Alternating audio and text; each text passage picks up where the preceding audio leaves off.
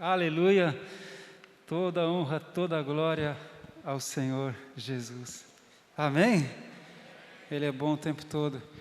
Senhor, Pai, em nome de Jesus, eu te peço que o Senhor revele a Tua palavra agora, Senhor. Que ela seja como uma seta que atinja o alvo, Pai, que é o coração de cada um de nós, Pai. Só o Senhor sabe o que cada um de nós precisa agora. Só o Senhor tem as palavras de vida eterna. Receberemos, Senhor, alimento para o nosso espírito e para a nossa alma, para a fortaleza do nosso corpo.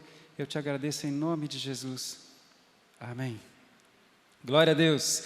Eu quero falar com você hoje, nessa manhã, sobre o arrebatamento da igreja. Coisa louca. O arrebatamento da igreja. Não é à toa que a palavra fala que as coisas de Deus são loucura para os que se perdem, mas são salvação e poder de Deus para nós os que cremos. Pensa bem, se Deus estivesse preocupado em ser coerente, lógico, segundo o raciocínio humano, Ele não colocaria certas loucuras, não é? Na palavra. Mas Deus enviou Jesus Cristo, o seu Filho único, unigênito, se fez homem, se fez carne, habitou entre nós, e veio Jesus e falou: eu sou Deus. Eu sou Deus. Você imagina? Naquela época, naquela geração, os gregos tinham os seus deuses, os romanos tinham os seus deuses, eram as nações mais poderosas da época. Ainda tinham os egípcios, já com muito menos força, tinham os seus deuses, os fenícios tinham os seus deuses. E Jesus vem e fala: eu sou Deus. Quem vê a mim, vê o meu Pai. E de vez em quando ele expulsava um demônio ou uma legião de demônios, eles falavam: que temos nós contigo, Jesus, Filho do Deus Altíssimo. Os demônios sabem que Jesus é o Filho do Deus Altíssimo. O ser humano não. Mas então Jesus vem e fala isso, que é loucura para os homens, e por dizer que é Deus, ele foi crucificado, né? Os judeus achavam que isso era uma blasfêmia. Mas a palavra de Deus fala de outras loucuras aos olhos humanos. E uma delas é que Jesus Cristo falou, né? Não só eu sou Deus, mas eu vou para a casa do meu Pai, eu vou preparar tudo e vou voltar para buscar vocês. Que loucura é essa? João capítulo 14, né? Jesus fala, não se turbe o vosso coração, não se atemorize, na casa do meu Pai há muitas moradas. Se não fosse assim, eu diria para vocês, pois eu vou e vou preparar lugar para vocês. E quando eu tiver tudo preparado, eu volto para buscar vocês. E vocês sabem o caminho. E Filipe falou: Senhor, nós não sabemos o caminho, se o Senhor nos disser, como saberemos? Filipe, eu estou com você há tanto tempo, eu estou com vocês há tanto tempo, e você não sabe ainda. Eu sou o caminho, a verdade e a vida, e ninguém vem ao Pai se não for por mim. Aleluia. Então Jesus prometeu que vai voltar. Ele falou isso várias vezes para os seus discípulos. Eu quero pedir para você abrir a palavra do Senhor no livro de 1 Tessalonicenses, que nesse texto, 1 Tessalonicenses capítulo 4, aparece a palavra arrebatamento, arrebatados. É uma coisa muito sobrenatural. 1 Tessalonicenses 4, 13. 4, 13.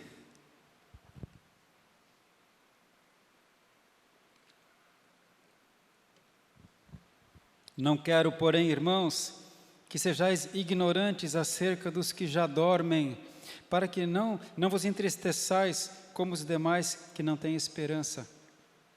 Aqui, certamente, os que dormem não é sono, é morte, tá? Aqui você vai ver na palavra grega, é morte.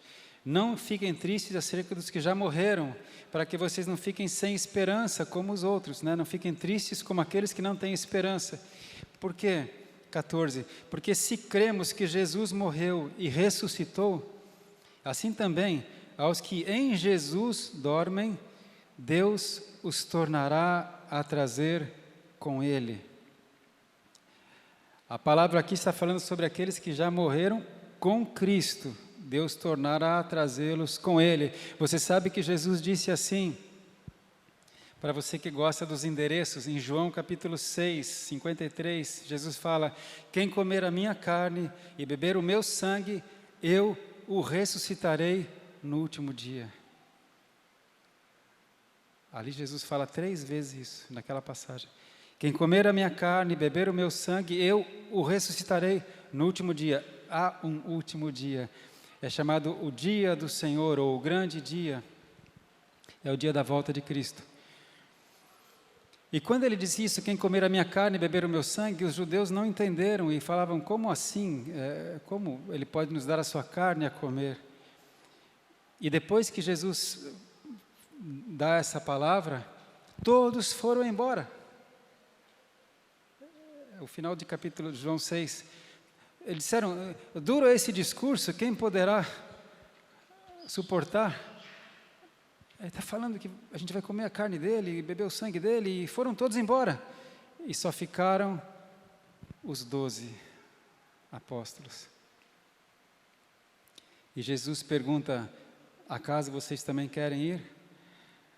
E o apóstolo Pedro responde: Senhor, para quem iremos? Só o Senhor tem as palavras de vida eterna. Aleluia! Ali Jesus estava dizendo, porque o que é comer a minha carne e beber o meu sangue? É o que vai acontecer no próximo domingo, a ceia do Senhor. A ceia do Senhor é a aliança de Jesus com os seus discípulos, né? É a aliança de sangue. É o meu corpo que é partido por vós, é o meu sangue que é derramado por vós. Então Jesus diz: quem tem aliança comigo, no último dia eu te ressuscitarei. A morte não vai te segurar, você vai ressuscitar. Em verdade vos digo, quem crê em mim, ainda que morra, viverá. Não entra em condenação, passou da morte para a vida, Jesus disse. Aleluia.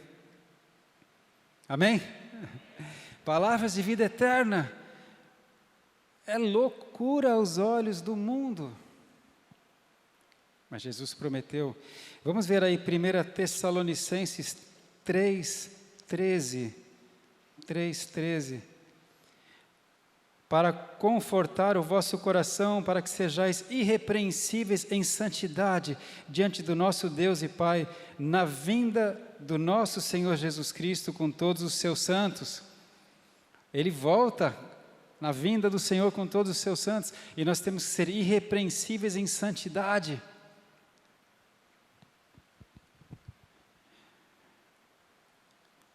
O Senhor fala que nós devemos guardar nosso espírito, alma e corpo irrepreensíveis para a volta do Senhor Jesus.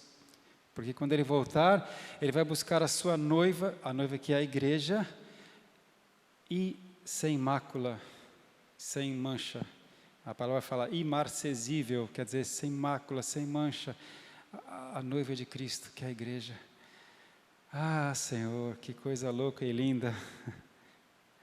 Voltando para 1 Tessalonicenses 4:15, dizemos-vos, pois, isto pela palavra do Senhor, 1 Tessalonicenses 4:15, que nós, os que ficarmos vivos para a vinda do Senhor, não precederemos os que dormem, os que já morreram. Porque o mesmo Senhor descerá do céu com alarido e com voz de arcanjo e com a trombeta de Deus, e os que morreram em Cristo ressuscitarão primeiro. E depois nós, os que ficarmos vivos, seremos arrebatados juntamente com eles, nas nuvens, a encontrar o Senhor nos ares. E assim estaremos sempre com o Senhor. Portanto, consolai-vos uns aos outros com estas palavras. Aleluia! Console-se. Por mais tribulação que tenhamos nessa vida, a palavra fala que nada se compara com a glória que está sendo revelada, com o que está sendo preparado. Jamais alguém viu ou ouviu, jamais subiu o coração do homem as coisas que tem preparado para aqueles que o amam. Jesus vai voltar. Os que morreram em Cristo irão primeiro, e depois os que estiverem vivos serão arrebatados. Mas a palavra fala lá em Coríntios, como é que vai ser os que estiverem vivos na volta de Cristo? Porque quando Ele vier, alguma geração vai estar viva, né? Vai haver gente na terra. Diz que os corpos serão transformados de corpo terreno em corpo de glória. Isso é muito bem explicado em 1 Coríntios capítulo 15. Isso, eu fui ver se era 1 Coríntios ou 2 Coríntios. Depois você vê lá em 1 Coríntios capítulo 15, explica detalhadamente da transformação. Quando Jesus voltar, quem estiver vivo vai ter o seu corpo terreno, corruptível, transformado num corpo incorruptível e vai ser arrebatado. Que loucura, né? Dá para acreditar nessas coisas? Dá para acreditar. Porque todas as promessas do Senhor têm da sua parte o sim, amém, assim seja, por meio de Jesus Cristo. Afirma a palavra em 1 Coríntios 1, 21. Todas as promessas de Deus têm o seu sim, assim seja, por meio de Jesus Cristo. E essa é uma das promessas. E cerca de 100 vezes Jesus fala que vai voltar, claro, repetidamente, de outros textos paralelos. Aleluia! Esse é o texto que fala, agora eu quero ler com você um texto de Jesus falando isso. Vamos ali para Mateus 24, por favor, Mateus 24, 36. Por isso Jesus falou, não se turbe o vosso coração, não se atemorize, eu vou voltar para buscar vocês, tem muitas moradas na casa do meu Pai. Aqui em Mateus 24, 36, Jesus diz assim, porém, daquele dia e hora ninguém sabe, nem os anjos dos céus, nem o Filho, mas unicamente meu Pai. Na minha Bíblia está dia com letra maiúscula, não sei se na sua também está. Jesus está falando a respeito do dia, do grande dia, do dia da sua volta. Ele fala desse dia, ninguém sabe, nem eu, o Filho, nem os anjos, só o meu Pai sabe. Algumas coisas são condicionantes para que esse dia aconteça, e uma delas é que Jesus disse que este evangelho do reino será pregado a todos os povos, tribos, línguas e nações. Então virá o fim. E por incrível que pareça, o evangelho ainda não foi pregado a todos os povos, tribos, línguas e nações. Essa é uma das condições para que ele volte. Mas olha o que Jesus diz, irmãos. E como foi nos dias de Noé, assim será também a vinda do Filho do Homem. Porquanto, assim como nos dias anteriores ao dilúvio, comiam, bebiam, casavam-se e davam-se em casamento, até o dia em que Noé entrou na arca, e não o perceberam, até que veio o dilúvio e os levou a todos. Assim será também a vinda do Filho do Homem. Será repentina, será num piscar de olhos, diz a Bíblia. Então, estando dois no campo, será levado um e deixado o outro. Estando duas moendo no moinho, será levada uma e deixada a outra. Meu Deus, você consegue imaginar isso? Arrebatamento. Ninguém vai esperar. Vai ser como nos dias de Noé. Ninguém estava esperando o dilúvio, ninguém acreditava, achavam que não era um louco. Que louco é esse, construindo uma arca gigantesca, 150 metros, um navio. Meses a fio construindo, no alto de uma montanha, um navio. Achavam que ele era louco. E de repente, veio o dilúvio. Jesus falou, assim vai ser a minha vinda. As pessoas vão estar se casando, vão estar comendo, bebendo, vida normal. Noticiário na televisão, normal. De repente, tem dois trabalhando no campo, um é levado, o outro fica. Tem dois trabalhando no moinho, um vai embora, o outro fica. E arrebatamento. Que loucura é essa? Sabe, se Jesus queria ser coerente aos olhos humanos, ele não falaria coisas como essa. Concorda? mas Deus está preocupado em salvar você. Deus quer que você saiba exatamente o que vai acontecer. E é bom que você saiba uma coisa, muitos seres humanos respeitam Nostradamus como profeta. Por quê? Porque muitas das profecias do Nostradamus se cumpriram, mas muitas não se cumpriram. E já passou o tempo e não tem mais como se cumprir. Todas as profecias bíblicas até hoje se cumpriram. E as que ainda não se cumpriram, porque não chegou o tempo. Aleluia! Mas, verso 41, Jesus diz, mas considerai isto, se o pai de família soubesse a que vigília da noite havia de vir o ladrão, vigiaria e não deixaria que fosse arrombada a sua casa. Por isso estai vós apercebidos também, porque o Filho do Homem há de vir a hora em que não penseis. Você nem imagina a hora que ele vai voltar, mas de repente ele volta. O apóstolo Pedro escreve dizendo assim, olha, as pessoas falam, cadê a promessa da sua vinda? Desde dos primeiros pais da fé, fala-se que ele vai voltar, e cadê a promessa da sua vinda? Saibam, porém, que o Senhor é paciente e longânimo, e não quer que ninguém se perca, mas que todos se salvem. Por isso, Ele tem retardado a sua vinda. E a palavra fala que nós podemos apressar a sua volta, orando e trabalhando, como igreja, evangelizando e orando. Amém? Aleluia. Então, isso aqui foi Jesus que disse. E sabe que a palavra de Deus fala muito claramente sobre os sinais que antecedem a sua volta. Ninguém sabe quando será. Se é daqui a um mês, daqui a 10 anos, daqui a 30 anos, daqui a 100 anos, não se sabe. Jesus fala, só o Pai sabe. Mas Ele deixou alguns sinais que antecedem a sua vinda. Guerras, rumores de guerras, terremoto, fome, pestes. O amor de muitos vai esfriar. As pessoas vão ser mais embrutecidas, vão ser amantes de si mesmos, as pessoas vão deixar de respeitar os pais, as pessoas vão ser profanos, incrédulos, tudo isso são sinais. Mas tem mais um sinal que às vezes passa desapercebido, que eu quero concluir com esse recado de Jesus para a sua igreja. Eu peço que você vá agora para Lucas, capítulo 21,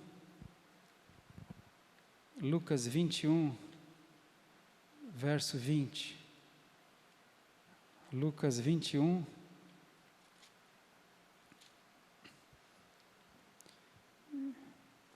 vinte.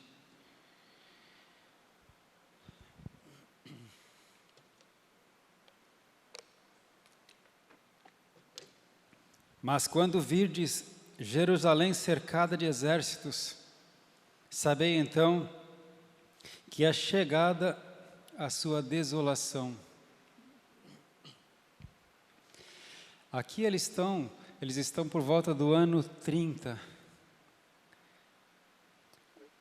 ou 33, né? Jesus morreu, foi morto com 33 anos de idade, mas tem uns estudos que falam que tem uma diferença de 4 anos no calendário greco-romano. Então, aqui poderia ser o ano 33 ou o ano 29 depois de Cristo. E Jesus fala, olha, quando vocês virem Jerusalém cercada de exércitos, saibam que é chegada a sua desolação, a desolação de Jerusalém. Porque até então havia o templo, lembra? Jesus entrou no templo e falou, olha, não restará pedra sobre pedra. Esse é o templo, não é o templo de Salomão. Lembra, o primeiro templo, o templo de Salomão foi destruído pela Babilônia, e depois ele foi reconstruído sem a glória do primeiro templo, e esse segundo templo é o que havia lá em Jerusalém na época de Jesus. E ele foi destruído por Roma, no ano 70. Então aqui eles estão por volta do ano 30, 40 anos depois, o templo foi destruído. E Jesus diz então, quando vocês virem Jerusalém cercada de exércitos, isso aconteceu do ano 68 ao ano 70, isso é histórico. Tito, o imperador romano, com seus exércitos, cercaram Jerusalém, destruíram, queimaram e destruíram o templo. É um sinal que Jesus deixou. No versículo 24, Jesus disse assim: e cairão a fio de espada, e para todas as nações serão levados cativos. E eles caíram ao fio da espada, foram destruídos, invadidos, e foram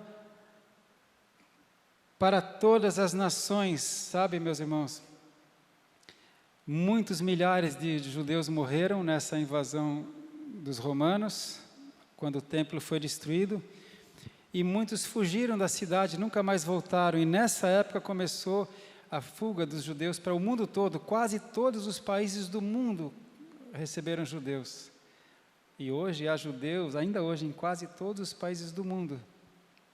Jesus previu isso, e ele diz aqui: Jerusalém será pisada pelos gentios, porque até então Jerusalém era Jerusalém, né? Mas a Jesus falou: quando isso acontecer, Jerusalém será pisada pelos gentios. Você sabe o que é gentil? Gentios são aqueles que não são judeus, por sangue, por hereditariedade. Será pisada pelos gentios. E sabe que depois disto, os romanos invadiram Jerusalém, depois os bizantinos, depois os muçulmanos, depois os cristãos com os cavaleiros das cruzadas, depois os turcos, depois a Inglaterra.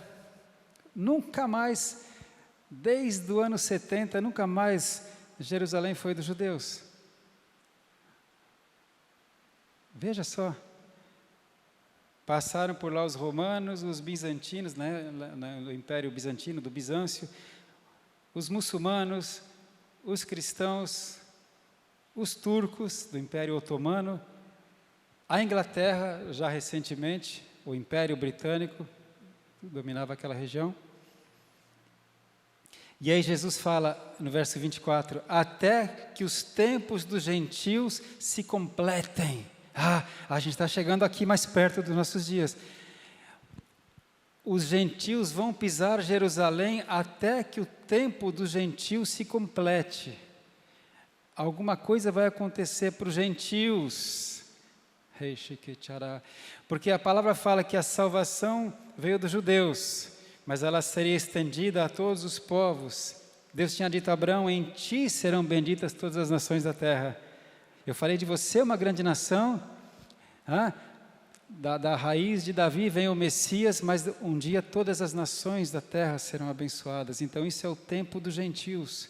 É o tempo da salvação dos gentios. Amém? Você está comigo? Ó profundidade da riqueza do conhecimento do Senhor, quão insondáveis são os seus mistérios. Quem conheceu a mente do nosso Senhor? Eu vou pedir para você deixar... Não, nem precisa deixar... deixa marcado ainda aqui, e eu só quero ler um texto que está em Romanos 11, 25. Romanos 11, 25. Lembra que eu estou falando do arrebatamento, hein? Romanos 11, 25.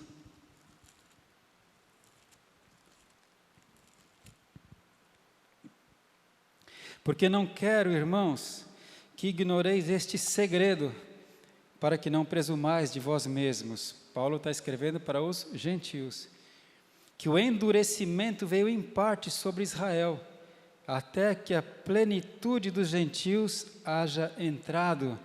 Deus endureceu em parte o coração de Israel. Então você sabe que os judeus não creem que Jesus Cristo é o Messias. Existem judeus messiânicos, e muitos judeus vêm se convertendo, mas a maioria dos judeus, eles não creem que Jesus Cristo é o Messias. Os judeus ainda esperam o Messias. Quando Jesus vier, eu falo, né? Quando Jesus vier, para nós é a segunda vinda, né? Já é a volta dele. Para os judeus será a primeira. Eles esperam o Messias ainda. Mas Deus fala aqui em Romanos 11, 25, olha, não presumam muito, não fiquem se achando. Nós somos a oliveira brava, nós somos enxertados na verdadeira oliveira, que é Israel. Deus endureceu em parte o coração deles, até que se complete o tempo dos gentios, até que se complete o tempo do Evangelho sendo pregado a todos os povos e que todos tenham a chance de se salvar. Porque quem tem Jesus Cristo não entra em condenação, já está salvo. Quem não tem Jesus Cristo vai passar por julgamento. E Deus então quer que todos se salvem. Então esse é o tempo da plenitude dos gentios que está acontecendo. Você percebe que está acontecendo? Porque Jerusalém já foi pisada por todos os povos, até que se complete o tempo da plenitude dos gentios. Só que aí aconteceu uma coisa muito interessante. Em 1947, a ONU, depois da Segunda Guerra Mundial, que acabou em 1945, em 1947 a ONU, numa reunião, tomou uma decisão surpreendente e permitiu que fosse criado o Estado Novo de Israel. E aí, então, em 1948, em maio de 48, e nessa decisão da ONU, o voto de Minerva foi de um brasileiro, Graça Aranha. Em 1948, Israel passou a ser nação de novo. Desde o ano 70 até 1948. Tem milagre aí. Os historiadores dizem que é impossível um povo ou uma nação permanecer com identidade por mais de 500 anos, sem território, sem bandeira, sem tradições, sem idioma. É impossível uma civilização permanecer mais de 500 anos, pois Israel é o milagre de Deus. Eles ficaram cerca de 1.500 anos dispersos por todos os países. 1.500 anos. Eles foram perdendo o idioma, não tinham terra, não tinham tradição. Você sabe que um brasileiro, quando vai morar no exterior, o brasileiro vai morar na Irlanda, em 5 anos ele já fala com dificuldade o português. Tem coisa que ele fala assim, eu não sei bem qual é a palavra mesmo. O filhinho dele que nasceu na Irlanda já aprende o inglês e fala mal o português. O neto já é irlandês, nem sabe muito bem o que é o Brasil. Não é verdade? Eles ficaram do ano 70 ao ano 1948, dispersos por todos os países, mas eles se mantinham, eu sou judeu. E nesse ano, em 1948, Deus permitiu que eles voltassem para a sua terra. E eles voltaram e recriaram o Estado de Israel. Se hoje fosse uma reunião dessa da ONU, talvez Israel fosse lançado no mar. Porque hoje, sempre foi assim, não sei, é uma loucura isso, os povos odeiam Israel. Você já parou para pensar, Israel nunca atacou ninguém, ele sempre se defendeu. Ele nunca quis aumentar o seu território, eles são muito pequenininhos. Eles são menores do que o estado do Sergipe. E eles têm um poderio bélico. Eles nunca quiseram aumentar seu território, eles sempre se defendem. E eles são odiados. Mas o fato é o seguinte, eles foram recriados em 1948. Em 1967, menos de 20 anos depois que eles passam a existir, eles nem têm ainda um exército muito próprio. Em 1967, eles foram atacados por 6 nações árabes, circunvizinhas.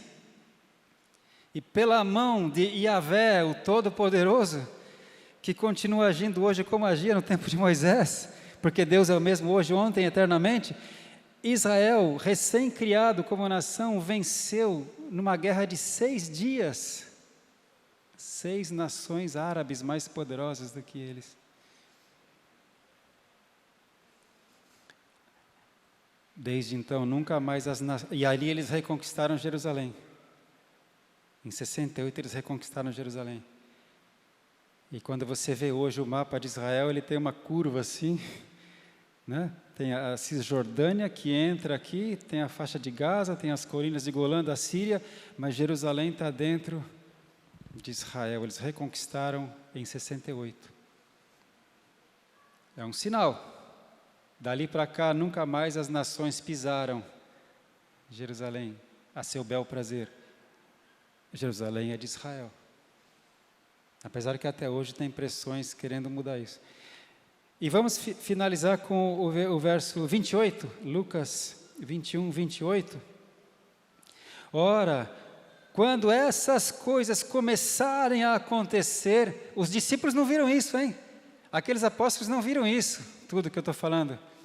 A geração de Timóteo, a geração de Paulo não viu isso. A geração de Timóteo não viu isso.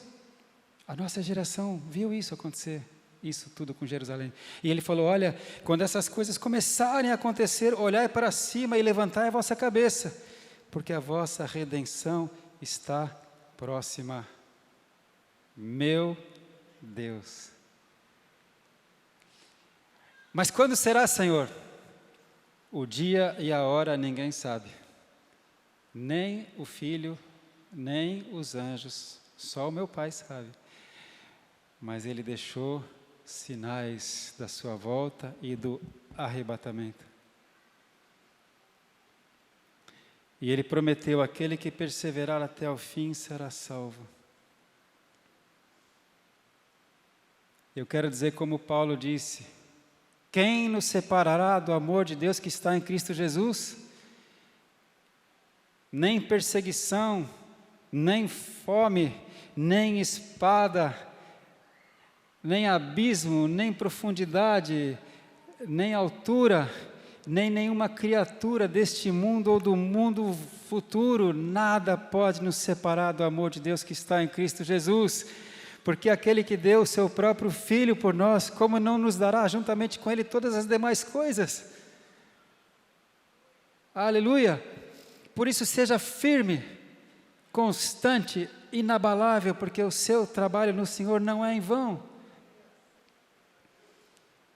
Jesus falou, nesse mundo 3 aflições, mas tenha bom ânimo, eu venci o mundo e eu estou com você.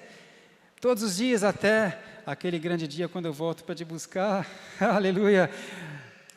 E aí Ele vai poder falar para você, servo bom e fiel, você foi fiel no pouco, eu vou te colocar sobre muito, entra no gozo do teu Senhor, pode entrar, aleluia.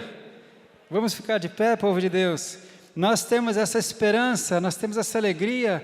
Existe um dia, um grande dia, quando Jesus Cristo, o Senhor dos Senhores, o Rei da Glória, volta para buscar a sua igreja. E olha, pensa bem, essa palavra aqui foi escrita por volta do ano 70, 80. João escreveu no ano 100. Isso tudo que eu estou falando para você aconteceu em 1948 e 1967. Eles nem imaginavam isso. Eles nem sabiam que depois de Roma viriam os bizantinos, viriam os muçulmanos, viriam as cruzadas, viriam os turcos, viriam os ingleses, e nem podiam saber disso. Mas nós estamos vendo, a história está sendo escrita, Jesus profetizou tudo isso. E Ele falou, vai chegar uma hora que vai completar esse tempo, Jerusalém vai voltar a ser de Israel. E Deus sobrenaturalmente trouxe de novo Israel do mundo inteiro. E ainda Ele promete que a terra vai ficar pequena, porque tem muitos que ainda vão voltar. Você sabe que muitos não voltaram ainda porque não podem voltar. Muitas vezes o serviço secreto de Israel tem que resgatar judeus de alguns países do mundo para eles poderem voltar para a sua terra, porque eles não têm permissão. Deus fala que um dia a terra deles vai ficar pequena. Mas tudo isso está se cumprindo aos nossos olhos. Jesus fala, a minha vinda vai ser como ladrão de noite. Vai ser um piscar de olhos, as pessoas vai ter casamento, eles vão estar comendo, o jantarzão lá do domingo, vai estar tudo normal, o pessoal está vendo o noticiário da televisão, de repente, começa a sumir gente. Ele voltou, o rei voltou. Aleluia! Eu acho que eu sou racional, eu penso que eu sou racional, eu estudo, eu gosto de estudar, eu como arroz com feijão, pé na terra, mas eu viajo na palavra de Deus.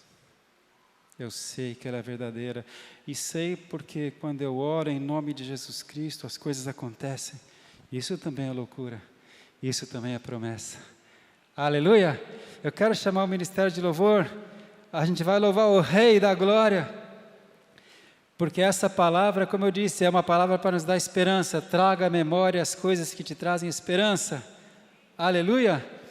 Para a gente continuar sendo resiliente. Sabe o que é ser resiliente, né? Lembra? Resiliente é aquela capacidade de um objeto ser esmagado e voltar à sua posição. A minha máscara não é tão resiliente assim, mas resiliente é aquele travesseiro de astronauta, né? Que você esmaga ele e aí quando você solta ele volta à posição inicial. E o ser humano pode ser resiliente. Resiliente é a capacidade que o ser humano tem de passar pelas maiores aflições e transtornos e traumas e recebe o perdão de Deus, perdoa as pessoas, recebe o enchimento do Espírito Santo, recebe de volta a sua paz e volta ao normal, até melhor do que antes. Você é resiliente porque você tem o Espírito Santo do Deus vivo. Ele fala, maior é o que está em você do que o que está no mundo. O que está no mundo é o espírito do anticristo, mas maior é o que está em você. Oh, aleluia!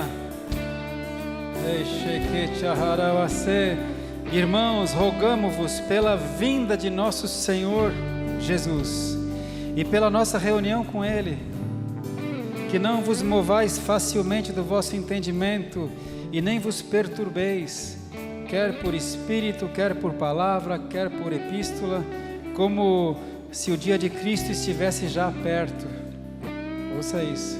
Ninguém de maneira alguma vos engane, porque não será assim a vinda dele, sem que antes venha a apostasia, aquele que nega a Cristo, e se manifeste o homem do pecado, o filho da perdição.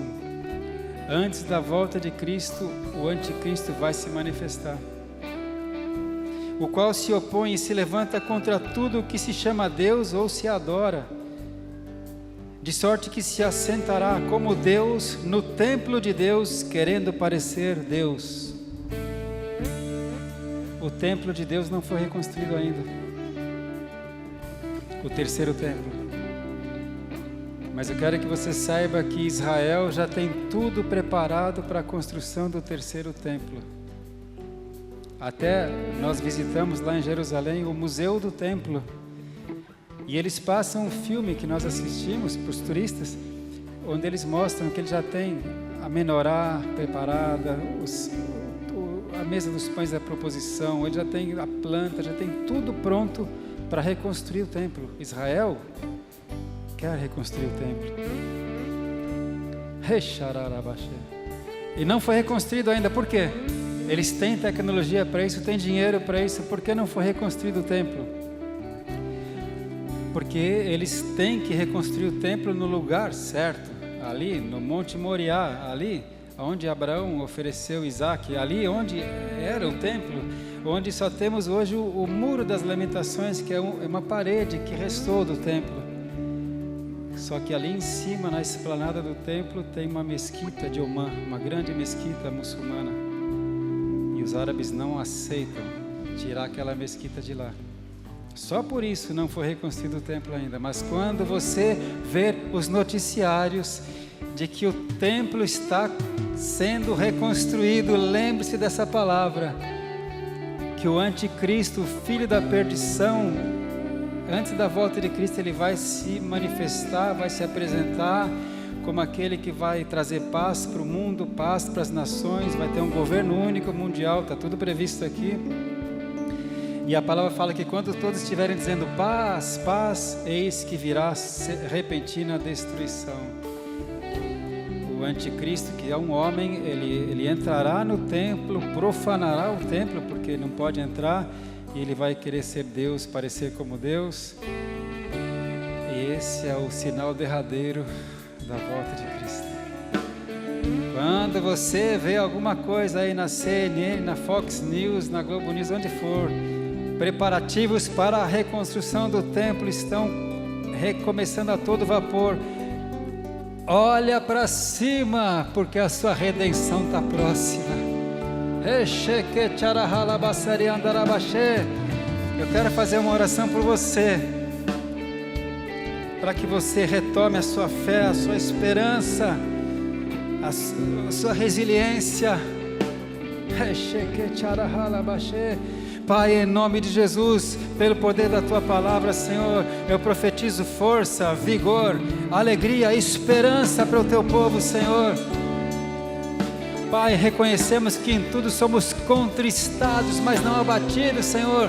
Em tudo ficamos perplexos, mas não desanimados, Senhor. Às vezes ficamos confundidos, mas não perdemos a esperança, Senhor.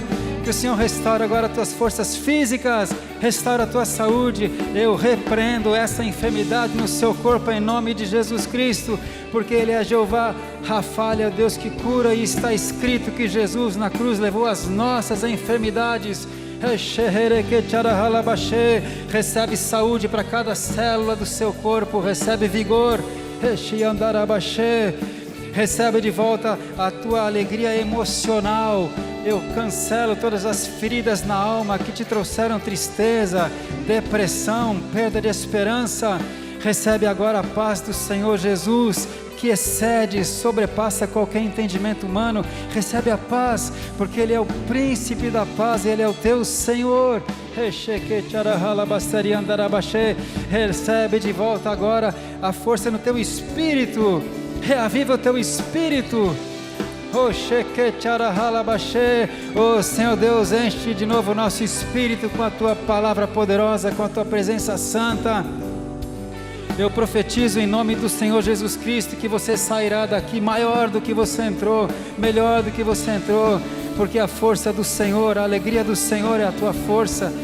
Recebe a bênção do Altíssimo. O Senhor te abençoe e te guarde.